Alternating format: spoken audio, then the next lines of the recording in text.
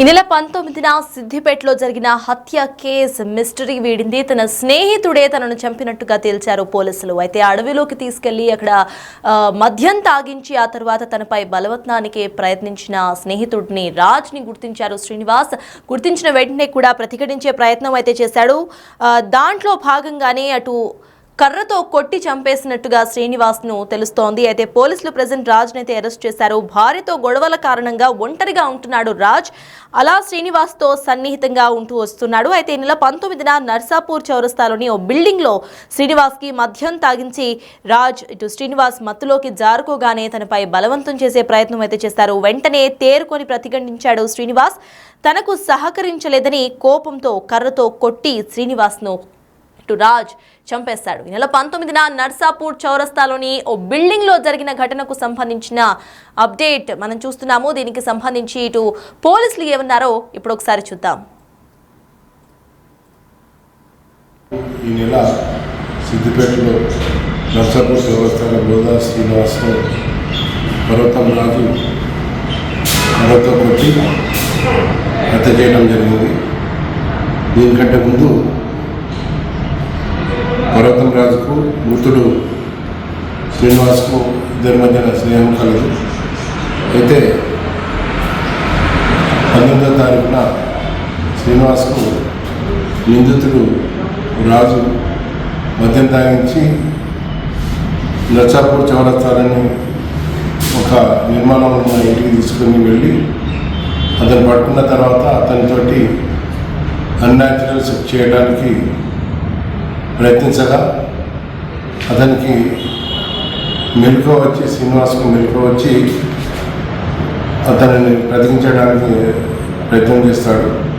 దానితో పర్వతం రాజు అతనిని సెంట్రింగ్ కర్రతోటి నెత్తి మీద మోది చంపేస్తాడు. ఈరోజు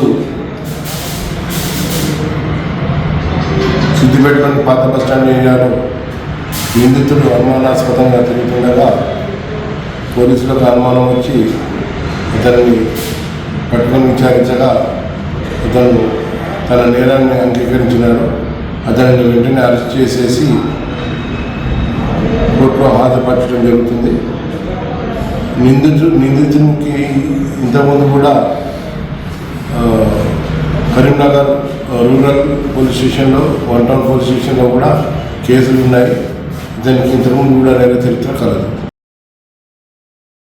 ఇక సిద్దిపేటలో ఈ నెల 19న ఒక బిల్డింగ్ లో హత్య చేసిన ఘటనకు సంబంధించిన అప్డేట్ మనం చూస్తున్నాము.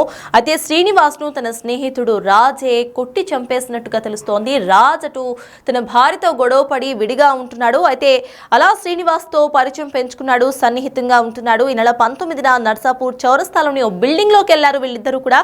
అక్కడ శ్రీనివాస్ కు మద్యం తాగించాడు రాజ్. ఆ తర్వాత శ్రీనివాస్ మత్తులోకి వెళ్లిన తర్వాత తనపై బలవంతానికి ప్రయత్నించాడు.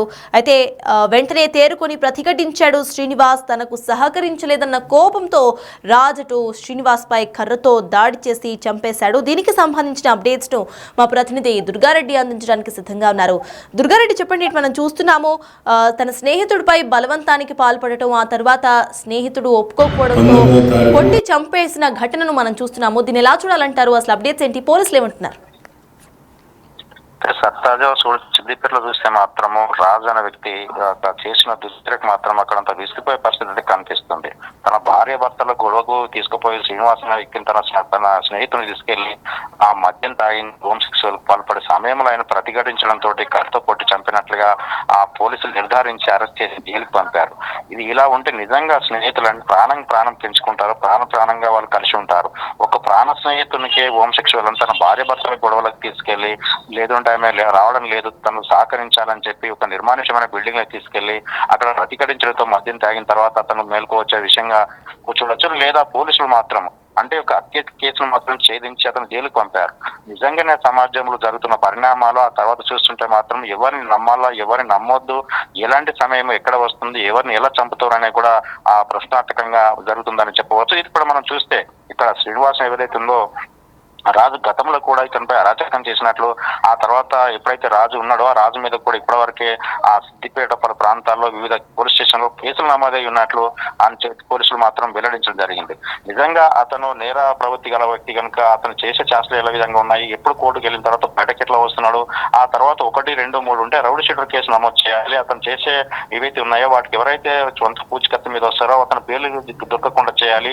మళ్ళీ సమాజంలో ఇలాంటి సంఘటన జరగకుండా చూడాల్సిన బాధ్యత కూడా ఆ పోలీసులపై ఉంటుంది. కానీ ఆ దిశగా వీళ్ళు ఏం చేస్తున్నారంటే కేసు నమోదు చేసి ఆ తర్వాత ఆ పూర్వాకులు పరిశీలించి కోర్టుకు పంపడం, ఆ కోర్టు తర్వాత బెయిల్ తెచ్చుకొని బయటకు వెళ్ళి ఇలాంటి కార్యక్రమాలే కావచ్చు, లేకుంటే నేరాలు చేయడమే కావచ్చు జరుగుతున్నాయి. ఇప్పుడు రాజు చేసిన విషయం మాత్రం సిద్దిపేట ప్రాంత ప్రజలు కావచ్చు, ఆ కుటుంబ సభ్యులు, ఇరువురు కుటుంబ సభ్యులకు కూడా ఆందోళన వ్యక్తం చేసే పరిస్థితి కనిపిస్తుంది. నిజంగా రాజు ఇట్లా చంపడం, శ్రీనివాసం తీసుకెళ్లి ఆ మద్యం తాగిని చంపిన తర్వాత అతని బయటకు వెళ్ళి ఆ తర్వాత జైలుకి వెళ్ళి మళ్ళీ రావడం, మళ్ళీ ఒక నేరం చేయడం, ఇలా చేసుకుంటూ పోతే ఎక్కడ అవుతుంది, అంతం ఎక్కడ అవుతుంది అని చెప్పి కూడా అంతం చేయడం, హత్య చేయడం ఏంటి అని కూడా వీళ్ళు ఉంటున్నారు. నిజంగా 1, 2, 3, 4 కేసులు అయితే కూడా రౌడ్ షీట్ ఓపెన్ చేయాలి, అతని మీద నిఘా పెంచాలి, అతను బెయిల్ రాకుండా చూడాల్సిన బాధ్యత ఉంది.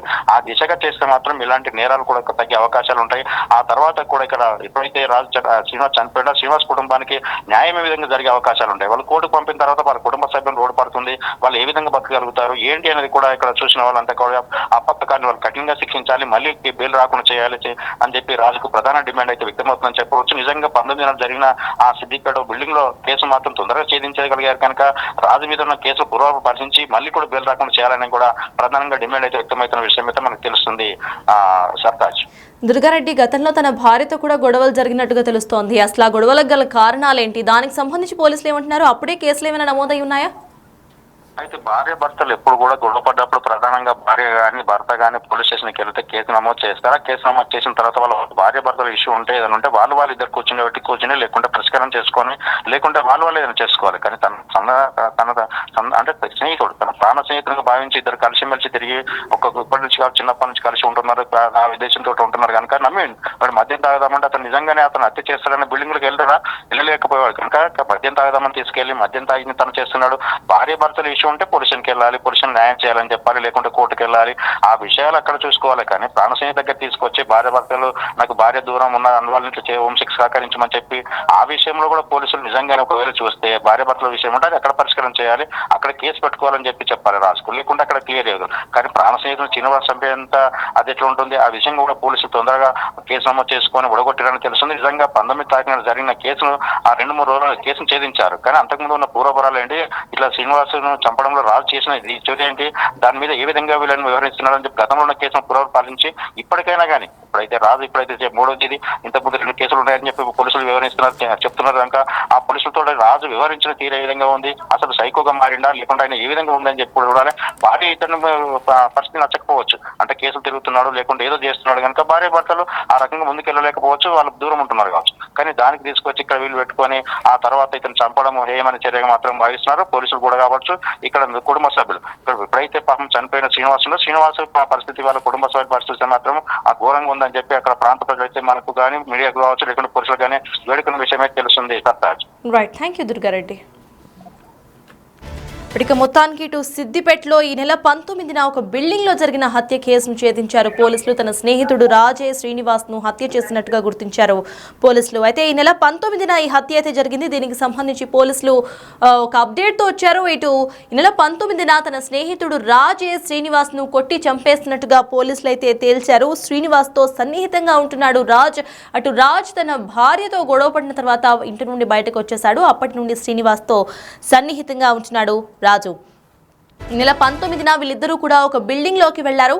ఆ బిల్డింగ్ లోకి వెళ్లిన తర్వాత ఇద్దరు కూడా మద్యం తాగారు. శ్రీనివాస్ కి మద్యం తాగించాడు రాజు. శ్రీనివాస్ మత్తులోకి జారుకోగానే తనపై బలవంతానికి పాల్పడ్డాడు రాజు. ఆ వెంటనే కూడా తేరుకొని ప్రతిఘటించాడు శ్రీనివాస్.